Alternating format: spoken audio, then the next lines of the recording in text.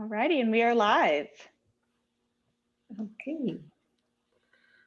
I start? Yeah, that sounds great. Sorry. We're here. Good evening or good morning, whatever, wherever you are in the world. For me, it's evening. I'm here with Maggie Nelson and Karen Koenig, and we're kicking off a new project in the group. And that's about becoming financial aware. It is a topic which is super close to my heart because I think it's so important that, especially at our age, that we don't hide ourselves anymore and that we take this really seriously, because the chances are that something happens and you don't know anything, and you don't want to arrive at that point when you're in an emotional turmoil. So for me, I had a wake-up call a couple of years ago, and I said, okay, I really don't know anything, and I dived in deep, and it was kind of shock. And Karen tonight will talk about divorce, and that is the kickoff for a series of talks with financial experts, I hope, with Maggie leading it. I'm super grateful that I've met you and your mom, that we are starting this project. And I would like to say, I would like to give the word to Karen because I don't want to keep you up too long. But thank you very much for being in my group, and I really encourage everybody to listen to these talks because it's important, and we will come back at it with different posts. Have a nice time with Karen and Maggie. Thank you so much. Thank you, Leontine. See you. Bye-bye. Bye. Yeah, as Leontine mentioned, my name is Maggie, and I am a partner at Purse Strings. At Purse Strings, we're all about providing women free financial education. And that's what we're doing today. Just little tips, tricks, knowledge, and know-how to get some questions answered. But then it's always, who can I go to? Who can I really trust? So we have a list of top tier financial professionals who are willing, ready, and able to serve you. They always love to serve the female market. And we call those our Purse Strings approved professionals. Karen Koenig is one of them, and today we have Karen on to talk about different types of divorce. So first of all, Karen, thank you for joining us today. Yeah, thanks for having me. And before we get started, could you give the audience just a little overview of yourself? Yeah, so I spent 26 years in the military, and then about 6 years in aerospace. And then when I was 50, I decided to change careers completely and become a financial advisor. So I've been a financial advisor for a little over 7 years, and I was with a large company, but then went independent last year. So in April of last year. So a little over a year on my own as an entrepreneur, as an independent. So yeah, and I love to do shows like this, and educate people. So awesome. Well, we're so excited to have you on today. I know divorce can be a hard topic. But we, kind of wanted to share that it's not always just going straight to the courthouse, and that doesn't always have to be the process. So there's there's three main overarching types of divorce. Mm-hmm. Could you share what those are? So going through some of the coursework that I've been doing for the Certified Divorce Financial Analyst, there's three main areas, which is called you can go to litigation, which is basically you both have lawyers and you go through litigation and you get divorced that way, but it's very costly. You can do a pro se divorce, which is basically you do it on your own. And there is some people that do that if they don't have any property or those types of things. And then you can go through alternative dispute resolution, which is comprised of what most people know and hear these days is mediation, arbitration, or collaboration. Awesome. So we can kind of dive into all of those because I know those are a lot of different words for everyone. So yeah, as you said, litigation is just what people typically think of just kind of getting lawyers and going to the courthouse.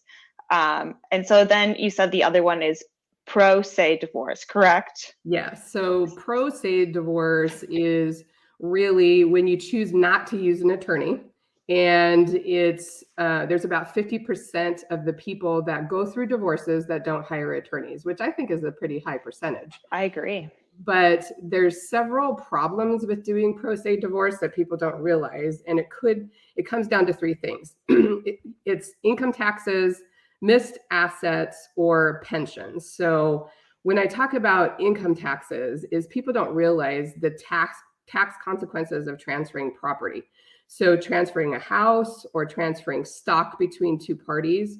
I know people know what the word cost basis means. So when you own a stock and you have a very low cost basis, when you transfer that stock, the cost basis gets reassigned to the current basis. And so the person who receives that stock ends up having to pay taxes on that difference. And you may not know that. And so you go, yep, I'm going to send these stocks over to you. And then all of a sudden you get this huge tax bill from the IRS. So that's one thing that can happen. The other thing is missed assets. So, and this is one thing that I got divorced in 2008, and both of us were in the military, and we had kids at the time. And we kind of split everything 50-50. But now that I went through the coursework, what I should have done is there was a missed opportunity for me to get his pension, which I'll talk about in a second.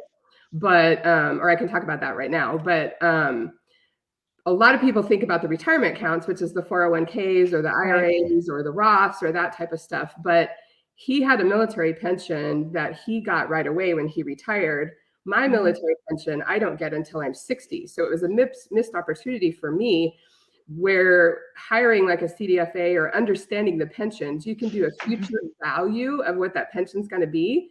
And then you use that as something in your divorce as a bargaining chip. So, hey, you've got this pension, and now I want to be able to get part of it. So, so that's a consequence of not really understanding people's pensions or how it comes into play.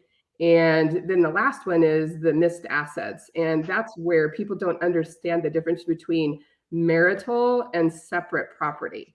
So some property can be transferred without fully understanding the legal options. And a lot of people don't realize what you had before you came into the marriage is yours and always is yours and is not part of the divorce.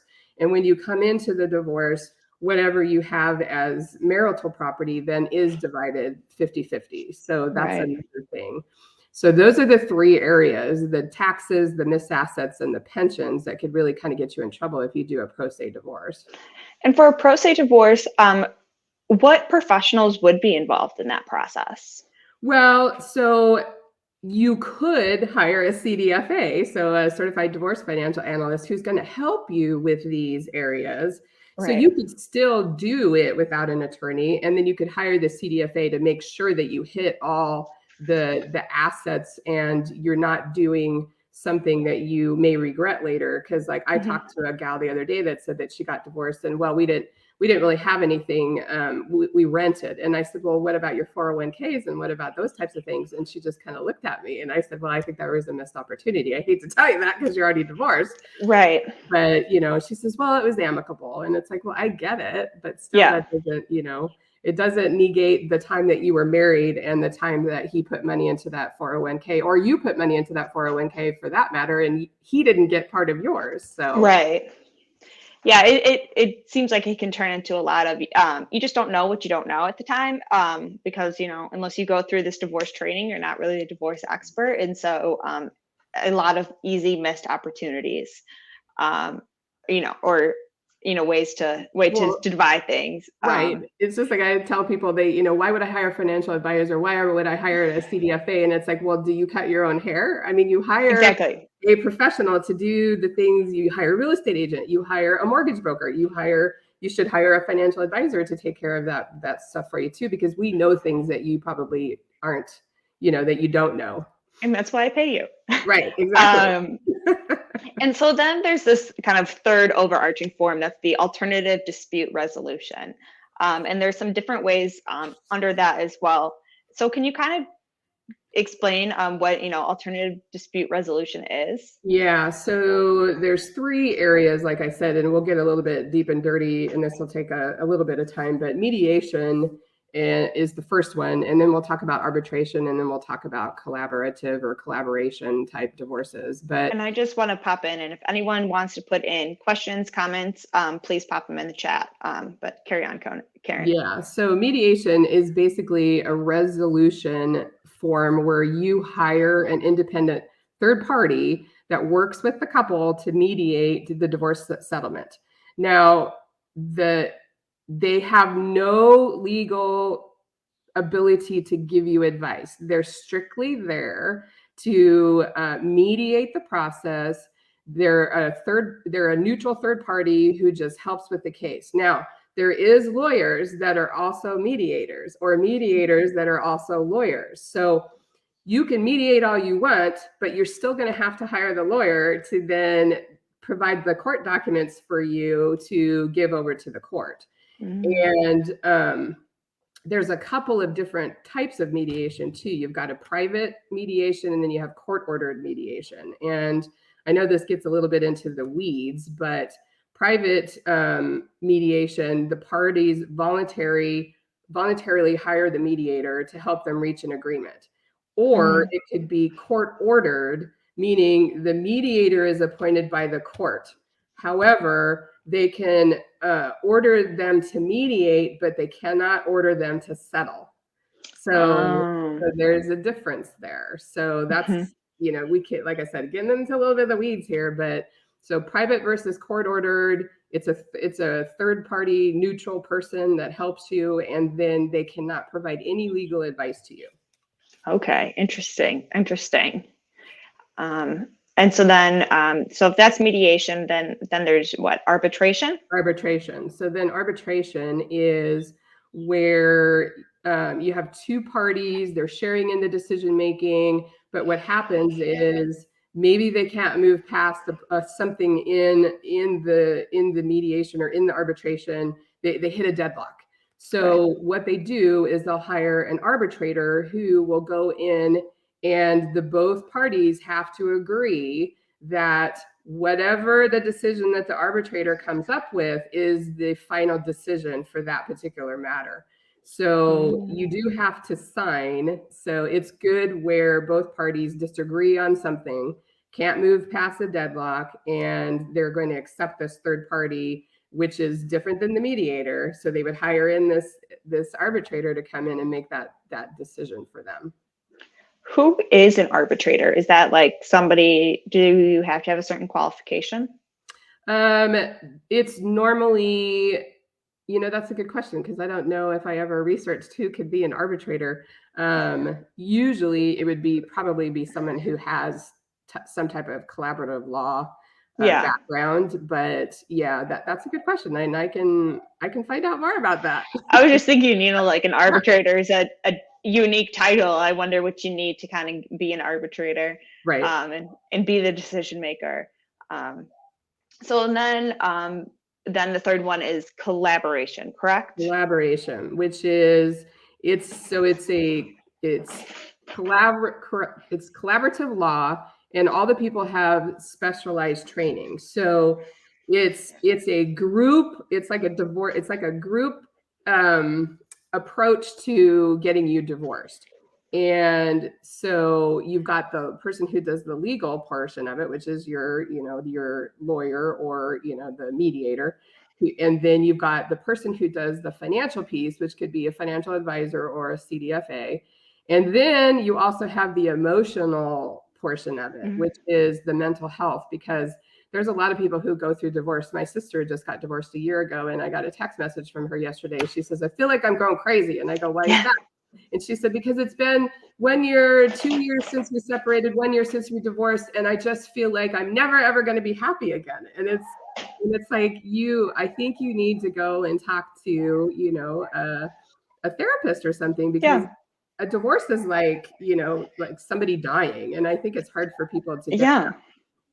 Especially if one person didn't really want the divorce, that can be bad on a person. So you've got the legal, the financial, and the mental health, but then you also, if there is children involved, then you can bring child experts or children therapists into the practice. So collaboration is it's a new way to do things. It's highly effective divorce method, because you're hitting all the different points of the divorce, not just the cut and dry, let's go to the courthouse and get it done type thing. So you're hitting all the areas.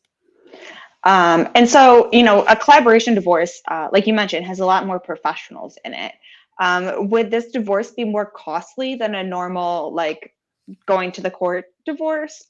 Well, it could be because, you're hiring a lawyer to file the paperwork. So, like I just literally right before this call got done talking to a divorce lawyer, and she mediates, like I said. So she mediates, can't give any legal advice, and she represents only one of the clients. And she said normally she represents the one that has the least buying power or the least, spend power. And so then they get one-stop shopping. They get the mediation, so it's not as costly. She provides the documents to get them through the court system. So yes, you'd have that cost. And then you would have the cost of hiring the CDFA or the financial advisor.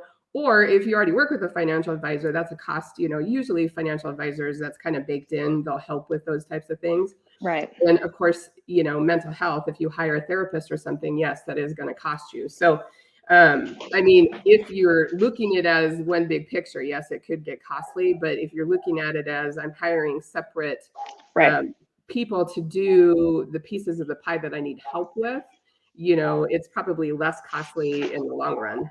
Right. And that makes a lot of sense. I just know sometimes with lawyer fees, those just add up, or all the professionals sometimes don't even equal the lawyer fees, which is kind of wild. And so, yeah, I would like to just kind of, share with our audience quick that you are getting your CDFA, which stands for Certified Divorce Financial Analyst. Which is kind of a new certificate. Not a lot of people know that there's this resource out there. Right. So could you explain kind of like what that allows you to do, or, why you would go to someone with a CDFA? Yeah. So what a CDFA can do for you. And like I said, I got divorced in 2008, and I wish I would have at least had a financial advisor or I had known about a CDFA, because as I was going through the classes, I realized there's some things that I didn't ask for because I didn't know about it. So the CDFA is going to know about all the different financial points and be able to ask the right questions to the different parties to figure out all the different assets. Where what the lawyers do is they throw a financial packet at you, and it's the same packet that the CDFA works from, but they don't give you any guidance on how to fill it out. They say, hey, fill this out. Your lawyer says fill this out. You hand it into them. They look it over. And, lawyers are good for what they do. They're good for the legal piece, but they don't necessarily know all the financial pieces, especially like the pensions, like I said, where there's a calculation that the CDFAs use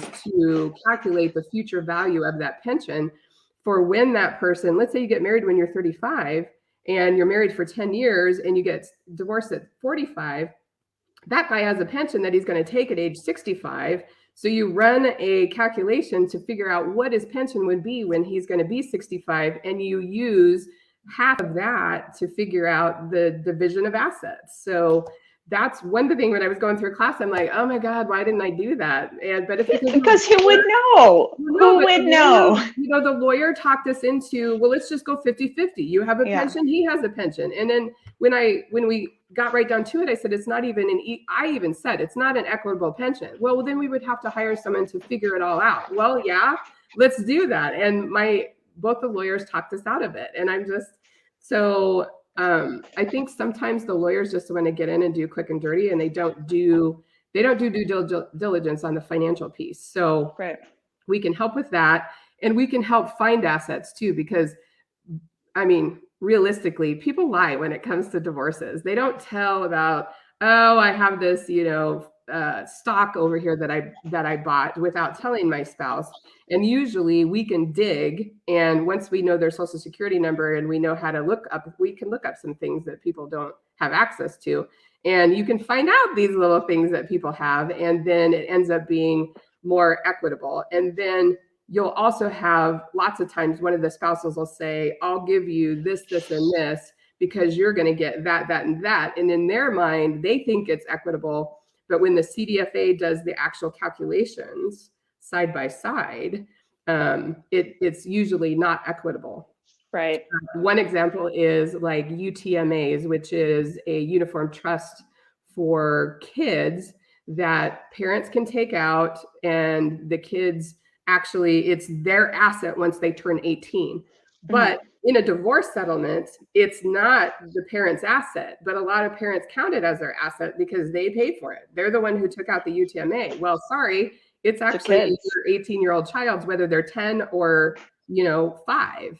So Right. that's an asset. And that was interesting to me. It's like, oh yeah, you're right. That's not a personal asset. It's actually the beneficiary's asset. So those are the types of things that I think the lawyers don't understand or they look over. Yeah. Obviously lawyers are smart and they do their piece of the pie, but that's why you would hire, a CDFA. And quite frankly, the lady that I just talked to, who's a divorce attorney, she said they're working with a CDFA, but it's because the wife hired the CDFA, but there really isn't any division of assets other than their house. So really, to be, a legit CDFA, and in that case, I would pull myself out of it and say, look, it's just a division of the house. There's no reason to have a CDFA. Right. Ethically, I don't want to charge you because, there's nothing else to, Help you with. And even though the husband has a business, but he doesn't have any employees, and there's really no reason to hire a forensic accountant to look at what his assets are or any of that type of stuff. So. Right. Well, yeah, thank you for that explanation. I know, it's very much, the attorneys know the law and they're good at what they do. And then you get, financial professionals who know the finances and do what they do. And I know I was just on a call with a different financial professional, and it's just interesting the more you dive in that nothing, all the dollars are kind of worth different things, depending if the money's in the house or in a fund or in a this or in a that between taxes. It's not dollar for dollar, which is something that you have to realize and kind of dive into then if you are separating the finances.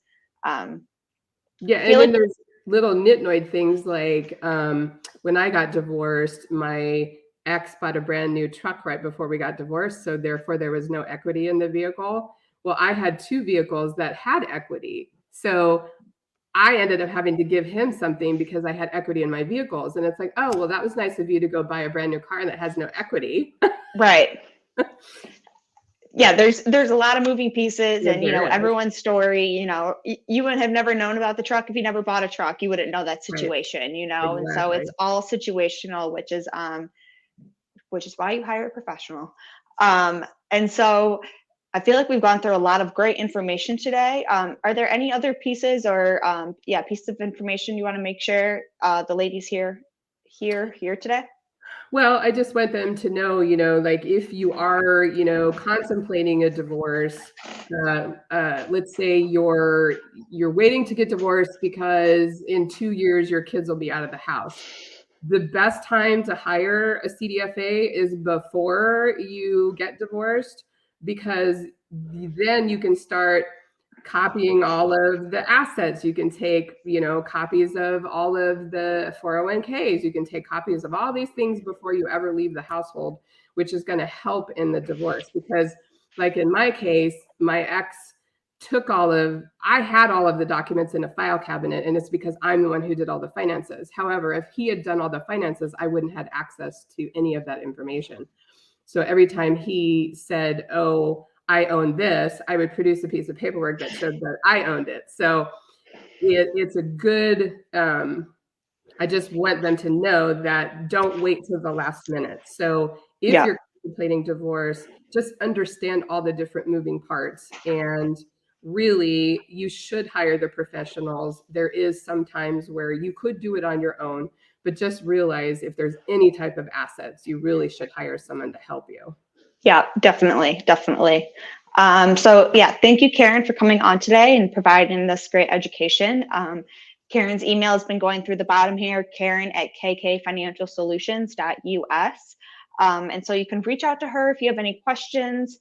Also, you can go to the Purstrings site, purstrings.co, to see Karen's profile. She's also on there, as well as our other Purstrings approved professionals who can help you in this journey. And please reach out if you have any questions, and we hope to see everyone again in this group soon. So thank you again, Karen, and we'll all talk soon. All right. You're welcome. Bye. Bye.